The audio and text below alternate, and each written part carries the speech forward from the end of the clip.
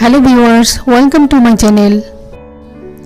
কিছুদিন পরেই শুরু হতে যাচ্ছে আমাদের ঈদ। আর ঈদে আমরা বিভিন্ন ধরনের পিঠা তৈরি করে থাকি। আজ তৈরি করছি সাগুদানা দিয়ে খুব সহজে এবং অল্প সময়ে তৈরি করা যায় এমন একটি পিঠা। তৈরি করছি ঈদ স্পেশাল রেসিপি সাগুদানার পিঠা। এখানে আমি 1 কাপ সাবুদানা নিয়ে নিয়েছি এবং পানি দিয়ে এটি ভালোভাবে ধুয়ে নিচ্ছি। একটি চামচের সাহায্যে খুব আলতোভাবে নেড়ে চেড়ে অতিরিক্ত পানি ফেলে দিতে হবে এবং এমনভাবে এতে পানি রাখতে হবে যেন সাবুদানা এবং পানি প্রায় সমান সমান থাকে।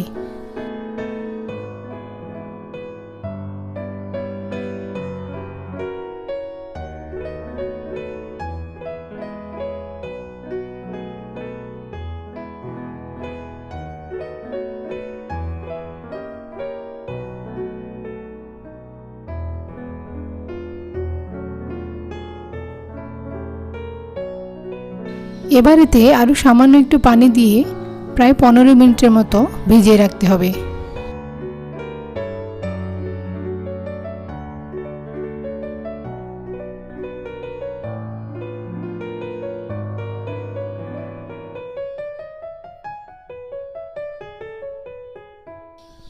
প্রায় 15 মিনিট ভিজিয়ে রাখার পর দেখা যাচ্ছে যে সাবুদানাগুলো ফুলে অনেকটা বড় বড় হয়ে গেছে এবং এর নিচে খুব অল্প পরিমাণ পানিও এখনো রয়ে গেছে।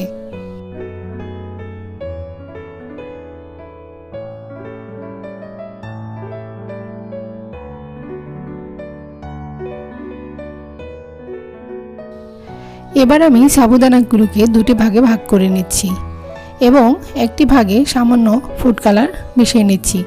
আমি এখানে খুব অল্প পরিমাণ জর্দার রং মিশিয়ে নিচ্ছি। ইচ্ছে করলে যে কোনো রং এতে মিশিয়ে নেওয়া যায়।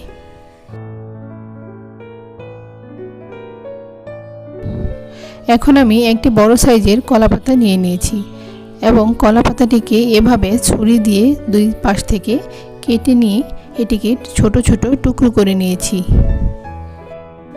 এই কলাপাতার টুকরোগুলোর মধ্যেই আমি সাবুদানার পিঠাগুলো তৈরি করব।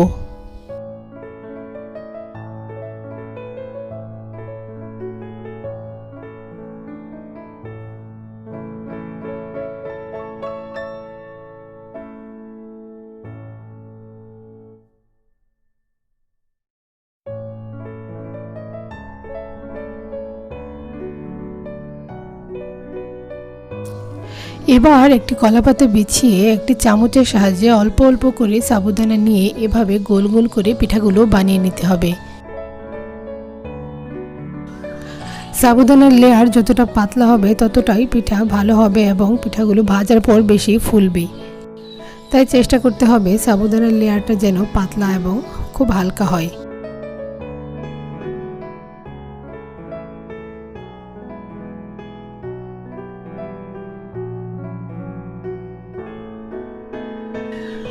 এবার একটি কড়াইতে বা তাওয়ার মধ্যে পিঠাগুলো দিয়ে একটি ঢাকনা দিয়ে ঢেকে দিতে হবে এবং 2 থেকে 3 মিনিটের মতো ভাপে এটিকে সিদ্ধ করে নিতে হবে।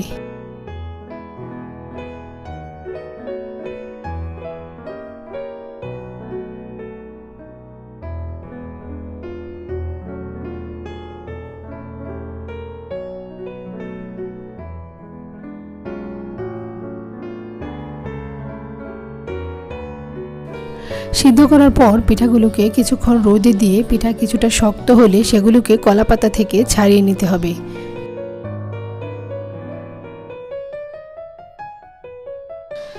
এবং পাতা থেকে ছাড়ানোর পর এগুলোকে আরো ভালোভাবে রোদে দিয়ে শুকাতে হবে। এই পিঠাগুলো শুধু ঈদ বা অনুষ্ঠানেই নয়, বছরের যে কোনো সময় আমরা এগুলো বানিয়ে সারা বছর সংরক্ষণ করে ভেজে খেতে পারি।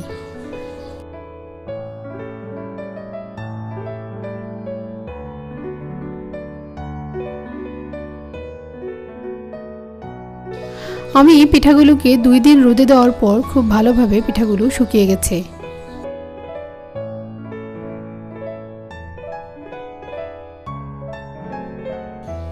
ভালোভাবে শুকিয়ে নিলে এই পিঠাগুলো কয়েক মাস এমনকি 1 বছর পর্যন্ত ঘরে রেখে যে কোনো সময় খাওয়া যায়।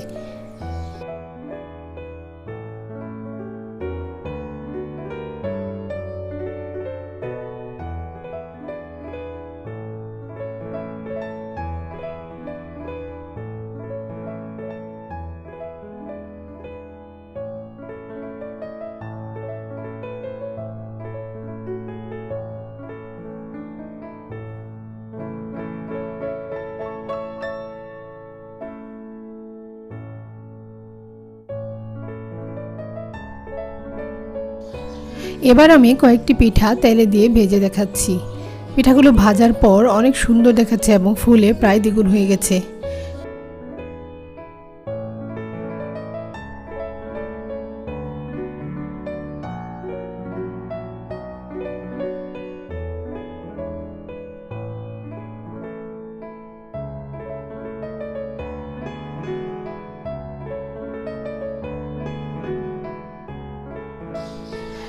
এই পিঠাগুলো দেখতে যেমন সুন্দর তেমনি খেতেও অনেক মজাদার এবং খুব নরম এবং মুচমুচে।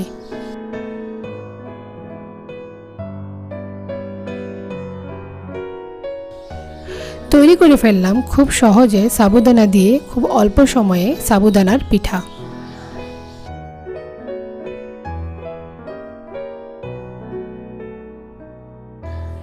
এই পিঠার রেসিপিটি ভালো লাগলে অবশ্যই আমার চ্যানেলটি লাইক, কমেন্ট এবং সাবস্ক্রাইব করবেন।